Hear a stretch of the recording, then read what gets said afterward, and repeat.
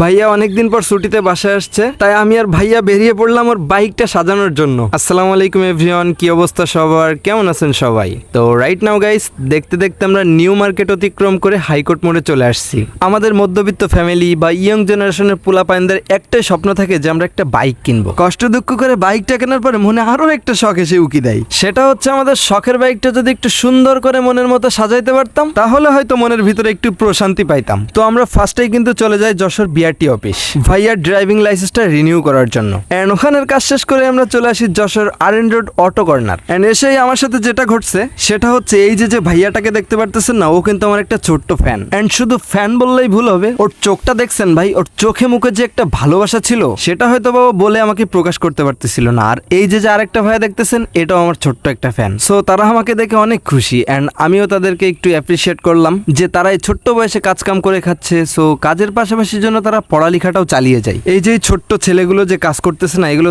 দেখলে কিন্তু আমার মনে খুবই কষ্ট লাগে, কারণ এই বাচ্চাগুলো এই বয়সে পড়ালেখা করবে, বন্ধু বান্ধবের সাথে মাঠে খেলতে যাবে, আড্ডা দিবে, আর এই বয়সে তারা ফ্যামিলির বোঝা কাঁধে নিয়ে নিছে। আসলে মনটাই খুবই চাই যে এই বাচ্চাগুলোর যদি ওই জায়গা থেকে ধরে স্কুলে নিয়ে যাইতে পারতাম, তাদের ফ্যামিলির খরচ বহন করতে পারতাম, কিন্তু এসব মনে চাওয়া সত্ত্বেও নিজে কিছু করতে পারি না, কারণ সেই তৌফিক বা সেই অ্যাবিলিটি আল্লাহ তাআলা আমার এখনো দান করেন নাই। যদি কখনো আল্লাহ তাআলা এরকম গুড একটা পজিশনে আমাকে নিয়ে যায়, তাহলে অবশ্যই এই বাচ্চাগুলা বা অসহায় দরিদ্র মানুষের পাশে দাঁড়াবো ইনশাআল্লাহ। ভাই আমি সবকিছু বাদ দিলাম, আপনি শুধু এই যে এই বাচ্চাটার দিকে একটু খেয়াল করেন, এর বয়স কতটুকু, এর কিসের এত টাকার দরকার, তারপরও কাজ করতে চলে আসছে তার ফ্যামিলি বাঁচানোর জন্য। হ্যাঁ রে ভাই, এটাই হয়তো পুরুষ মানুষ।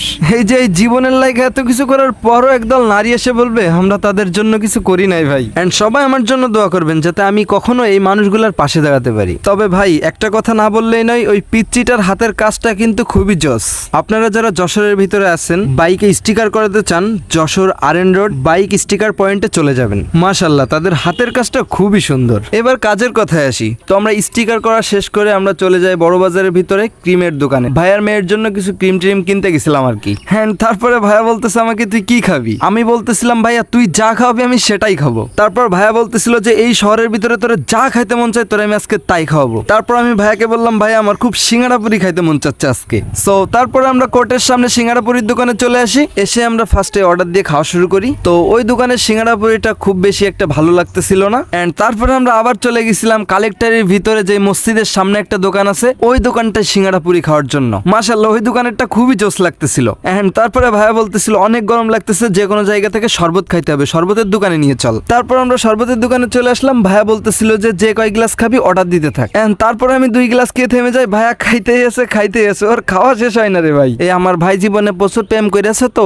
এই কারণে শরীরটা ওই থেকেই গরম হয়ে গেছে। তাই ও চিন্তা ভাবনা হচ্ছে ওই রাস্তাঘাটের তো শরবত খাতে খাতে শরীর ঠান্ডা করে ফেলবে একদিন। ওই তারপরে গাইস আমরা চলে আসলাম পালবাড়ি লিচু কেনার জন্য। তারপর লিচু মিচু কিনে আমরা বাড়ি চলে আসিলাম। তাহলে আপনারা ভালো থাকেন গাইস। ওই পরের পর্বে ধান চাষ করা হবে, ওই থুকু ওই ভিডিও করা হবে আর কি। ওই তারপরে গানও গবানে, গান টান গয়ে আপনাকে শোনাবানে আর কি।